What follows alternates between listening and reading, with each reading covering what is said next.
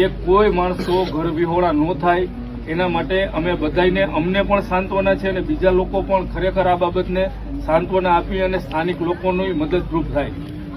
બીજો પ્રશ્ન આપણે જોવા જઈએ તો અમારા વિસ્તારની અંદર અત્યાર સુધીની અંદર અગણ્ય સંખ્યામાં કોર્પોરેટરો ચૂંટાયેલા છે. એના સિવાય ઘણા બધા ધારાસભ્યો પણ અમારા વિસ્તારમાંથી ચૂંટાયેલા છે. જો અમારી આ વસાહત રહી એ ગેરકાયદેસર હોય તો આટલો સમય સુધી કલેક્ટર સાહેબની જે ચૂંટણી પંચની યાદી આવે છે એમાં આ લોકોના વર્ષો જૂના આઈડી કાર્ડ અને એ લોકોને મતદાર યાદીમાં નામ કેવી રીતે હોય? આ કોઈ જાતનું ગેરકાયદેસર દબાણ નથી. આ સમગ્ર સ્થાનિક લોકો રહ્યા એ વર્ષોથી આ રહે છે અને જે આ નોટિસ દેવામાં આવી છે એ નોટિસ સંદર્ભે અમે જે હાઈકોર્ટમાં રીટ દાખલ કરેલી છે એ રીટમાં અમને